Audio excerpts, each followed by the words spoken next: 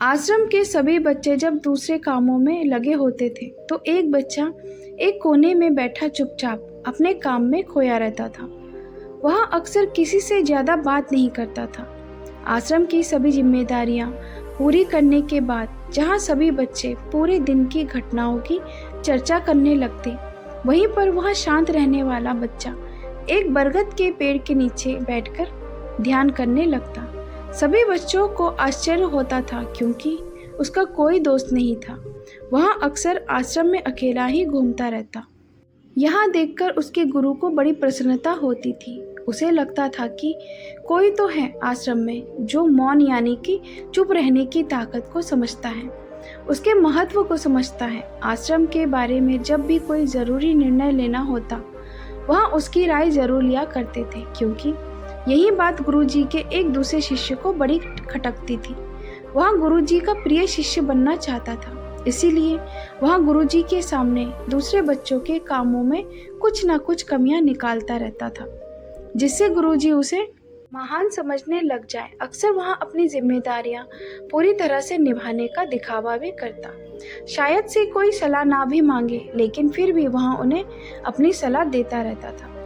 वह बहुत बाचाल शिष्य था और आश्रम के दूसरे सभी बच्चों में बहुत प्रसिद्ध भी था क्योंकि वह सबसे हंसी मजाक करता रहता था, उनसे दिन भर बातें करता रहता था, इसीलिए उसकी सबसे दोस्ती हो गई थी। लेकिन जब आश्रम के गुरु उसकी राय ना लेकर दूसरे बच्चे की राय लेते थे तो यह बात उसे बड़ी खटकती थी। उसे यही लगता था कि वह उस दूसरे बच्चे से ज़्यादा बुद्धिमान है, लेकिन गुरुजी फिर भी उसकी तरफदारी करते हैं। ऐसा नहीं था कि गुरुजी को उस शिष्य के स्वभाव के बारे में पता ना था, लेकिन गुरुजी उसे अपने तरीके से सीख देना चाहते थे ताकि उसकी ज़्यादा बोलने की आदत, दिखावा करने की आदत, दूसरों में कमियां निकालने की आदत हमेशा हमेशा के लिए खत्म हो जाए और वह मौन रहकर ध्यान की गहराइयों को छू पाए। असल में हर सच्चे गुरु की यही इच्छा होती है। वह किसी तरीके से उस बाचाल शिष्य को एहसास कराना चाहते थे कि चुप रहने से ही उस असीम सत्य को जाना जा सकता है। एहसास चुप होकर ही किया जा सकता है। एक दिन गुरुजी को एक तरीका सूझा। उन्होंने आश्रम के सभी बच्चों को अपने पास बुलाया और कहा कि मैं तुम सभी को दो दो हिस्सों में बांटकर अलग अलग गांव में भिक्षा मांगने के लिए भेज रहा हूँ, और जो भी दो बच्चे सबसे ज़्यादा भिक्षा मांग कर लाएंगे, उन दोनों को आश्रम की सभी जिम्मेदारियां निभाने का मौका मिलेगा। अपनी बात जारी रखते हुए गुरुजी ने बताया कि भिक्षा मांगने से हमारा अहंकार खत्म होता है, इसीलिए हर शिष्य पूरे मन से भिक्षा मांगे। कोई भी इस काम को औपचारिकता में ना ले, वरना तो वह अपने जीवन का बहुत बड़ा ज्ञान खो देंगे। आश्रम के गुरुजी ने जानबूझकर उस बाचाल शिष्य और चुप रहने वाले शिष्य की जोड़ी बना दी। वहाँ बाचाल शिष्य के मन में सिर्फ एक ही बात चल रही थी कि इस बार उसे मौका मिला है और इस बार वह गुरुजी को दिखा देगा कि वह चुप रहने वाले शिष्य से कितना ज़्यादा प्रतिभाशील है। दोनों शिष्यों ने आपस में अपनी सहमति से निर्णय लिया कि दोनों गांव के अलग अलग कोनों में भिक्षा मांगना शुरू करेंगे ताकि भिक्षा मांगने का काम जल्दी खत्म किया जा सके। चुप रहने वाला शिष्य हर द्वार पर जाकर अपने हाथ जोड़कर अपना भिक्षा का पात्र उनके सामने कर देता। उसके चेहरे पर एक सादगी और उसकी आंखों में एक एकांत होता था, जिससे भिक्षा देने वाले उसे भिक्षा देकर अपने आप को अनुग्रहित समझते थे। वहीं पर दूसरा वहाँ बाचाल शिष्य हर द्वार पर जाकर उसको कुछ ना कुछ ज्ञान देने लगता था, जिससे ज़्यादातर लोग उसे भिक्षा बिना दिए ही लौटा देते थे। पूरे गांव में भिक्षा मांगकर जब दोनों गांव के बीच में मिले तो वहाँ बाचाल शिष्य ने देखा कि चुप रहने वाले शिष्य के पास उससे दुगनी भिक्षा थी। यहाँ देखकर उसे मन ही मन बहुत ठेस पहुँचता है, लेकिन जब वहाँ दोनों भिक्षा का सामान लेकर आश्रम की तरफ जा रहे थे तब वहाँ बाचाल शिष्य को एक चालाकी सूझी। उसने चुप रहने वाले शिष्य से कहा कि हमें अपनी भिक्षा एक ही थैले में डाल देने चाहिए। गुरुजी ने हम दोनों को एक साथ भिक्षा लाने के लिए कहा था। चुप रहने वाले शिष्य ने बिना कुछ बोले अपनी सारी भिक्षा उसके थैले में डाल दी। बाचाल शिष्य मन ही मन खुश हो रहा था कि अब गुरुजी को यहाँ पता नहीं चलेगा कि ज़्यादा भिक्षा हम में से किसने मांगी।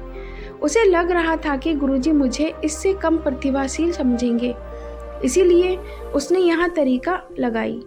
सभी शिष्यों के आने के बाद संध्या के समय जब सभी की भिक्षा तोली गई तो इन दोनों शिष्यों की भिक्षा सबसे ज़्यादा निकली। गुरुजी ने इन दोनों का अभिवादन करते हुए आश्रम के सभी शिष्यों के सामने उनकी पीठ थपथपाते हुए उन्हें मुबारकबाद दी और कहा कि मैं आश्रम का कार्यभार तुम दोनों को नहीं सौंप सकता, इससे आपसी मतभेद होने का खतरा रहता है। इसीलिए तुम दोनों में से जो ज़्यादा भिक्षा लेकर आया है, आश्रम की जिम्मेदारी उसे ही सौंपी जाएगी। जब उन्होंने उनसे पूछा कि तुम में से ज़्यादा भिक्षा कौन मांग कर लाया था, तो वाचाल शिष्य ने कहा कि गुरुजी मैं इससे दुगनी भिक्षा मांग कर लाया था, लेकिन मुझसे एक गलती हो गई कि मैंने वह दोनों भिक्षा एक ही थैली में डाल ली। मुझे नहीं पता था कि आप ऐसा निर्णय लेने वाले हैं, और ना तो मैं अपने भिक्षा का थैला अलग ही कर रखता। पर गुरुजी ने चुप रहने वाले शिष्य से पूछा कि क्या तुम इसकी बात से सहमत हो? क्या तुम इससे कम भिक्षा लाए थे? यह सुनकर चुप रहने वाले शिष्य ने कहा कि गुरुजी मेरे पास ऐसा कोई साधन नहीं है जिससे मैं यहाँ साबित कर पाऊँ कि मैं इससे ज़्यादा भिक्षा लेकर आया था। असल में यहाँ उल्टा बोल रहा है, दुगनी भिक्षा मैं लेकर आया था। यहाँ मुझसे आधे भिक्षा लेकर आया था और इसी ने ही मुझसे भिक्षा एक थैले में डालने की बात कही थी। आश्रम से कुछ दूरी पर एक पहाड़ी थी जिसके पीछे सूरज अभी अभी संध्या के समय ढल रहा था। गुरुजी को तो पता था कि सच कौन बोल रहा है, लेकिन बाकी बच्चों के सामने सच साबित करने के लिए उन्होंने उन दोनों से एक सवाल पूछा कि पीछे पहाड़ी पर तुम्हें क्या दिखाई दे रहा है? यहाँ सुनकर वहाँ वाचाल शिष्य झट से बोल पड़ा, गुरुजी पहाड़ी के पीछे सूरज अपना रंग बिखेर रहा है, आसमान में लालिमा छाई हुई है, यहाँ बहुत ही सुंदर दृश्य है। वह तो और भी बहुत कुछ कहना चाहता था, लेकिन गुरुजी ने उसे चुप कराते हुए दूसरे शिष्य से जवाब जानने के लिए जब उसकी तरफ देखा तो उसकी आंखों में आंसू भरे हुए थे। श्रद्धा, भक्ति और प्रेम से उसकी आंखें भर आई थी। गुरुजी को उससे पूछने की जरूरत ही नहीं पड़ी। गुरुजी ने सभी बच्चों को संबोधित करते हुए कहा कि मैंने सवाल किया था कि पहाड़ी के पीछे तुम्हें क्या दिखाई दे रहा है। ज़्यादातर लोगों को यही दिखाई देगा कि एक बहुत सुंदर दृश्य है, लेकिन मज़े की बात तो यहाँ है कि सुंदरता बोलकर नहीं बताई जा सकती, उसे महसूस किया जा सकता है और सामने वाला उस सुंदरता को आपकी आंखों में देख पाता है। चुप रहने वाले शिष्य की तरफ इशारा करते हुए गुरुजी ने कहा कि असल में सुंदरता इसी बच्चे ने देखी है, लेकिन इसने वास्तविकता में उस सुंदरता को महसूस किया है। अपने आप को ऊंचा दिखाने की सभी कोशिशें नाकाम होती देख वहाँ वाचाल शिष्य वहीं पर फूट फूट कर रोने लगा। उसको चुप कराते हुए गुरुजी ने कहा कि बेटा, मुझे पहले से ही पता था कि तुम झूठ बोल रहे हो, लेकिन मैं तुम्हें उस झूठ का एहसास कराना चाहता था। सभी बच्चों को संबोधित करते हुए गुरुजी ने बताया कि शब्द जाल की तरह होते हैं। हमारे ज़्यादातर बोलने की वजह से बहुत सारी समस्याएं पैदा होती हैं। जब कोई आदमी एक बात को बड़ा चढ़ाकर बोल देता है तो उसे सिद्ध करने के लिए वह शब्दों के जाल में फंसता चला जाता है, और इसी वजह से अंतर्मुखी होने की वजह से वह बहिर्मुखी होता चला जाता है। वहीं पर जिस भी व्यक्ति को अपनी अंतर यात्रा करनी होती है, उसे सबसे पहले चुप रहना सीखना होता है। ज़रूरत से ज़्यादा बोलना या फिर हर वक्त बोलते ही रहना, यह सब हमारी अंतर यात्रा में बाधा बन जाती है। जब आप चुप रहने का अभ्यास करते हैं तो आप अपने साथ वक्त बिताने लगते हैं, जिससे कि आप अपने एकांत को जान पाते हैं। और एक बार अगर मन में एकांत स्थापित हो जाए तो आपकी आंखों में, आपके चेहरे पर वह सादगी, वह एकांत, वह स्पष्टता की झलक, सब कुछ सामने नजर आने लगता है। कुछ साबित करने की ज़रूरत ही नहीं रह जाती, कुछ बताने को नहीं रह जाता, सब कुछ आंखों में देखा जा सकता है। चुप रहने वाले शिष्य की तरफ इशारा करते हुए गुरुजी ने कहा कि अभी जो दृश्य इस बच्चे ने देखा वह ज़्यादा बोलने वाला आदमी कभी नहीं देख पाएगा। वह अपनी बुद्धि से तर्क वितर्क करता रहेगा कि उसे क्या क्या दिखाई दे रहा है, लेकिन उसमें से वह महसूस कुछ भी नहीं कर पाएगा।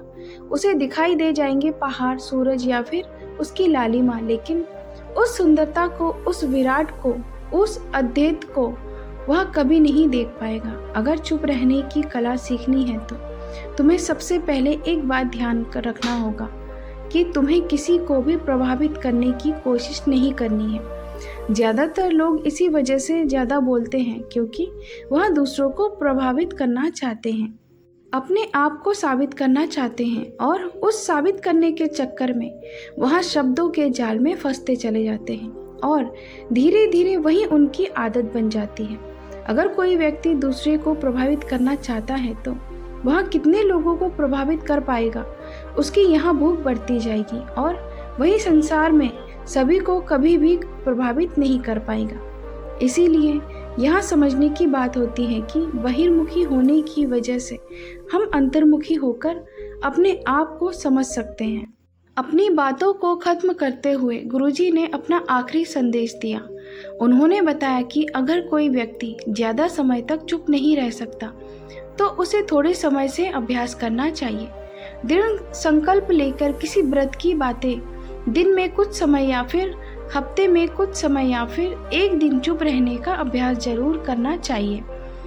इससे हमारी चुप रहने की आदत धीरे धीरे खुद ब खुद बढ़ती चली जाती है। इसके बाद हमें प्रयास नहीं करना पड़ता, बल्कि हमारा मन आनंद की तरफ अपने आप बढ़ता चला जाता है। चुप रहने की कला सीखने के बाद आपकी बुद्धिमानी और आपकी स्पष्टता दोनों में बहुत ज़्यादा फायदा होगा। वास्तविकता में जिसे दर्शन कहते हैं वह मौन रहकर ही किया जा सकता है। इसके बाद सभी बच्चों से कुछ समय चुप रहने का संकल्प लेकर गुरुजी ने अपनी बात खत्म कर दी और सभी बच्चे रात्रि का भोजन करने के लिए एक साथ भोजन कक्ष में पहुंच गए। तो दोस्तों, कैसी लगी आपको ये कहानी हमें कमेंट में ज़रूर बताएं, और अच्छी लगी हो तो हमारे चैनल को सब्सक्राइब करना ना भूलें।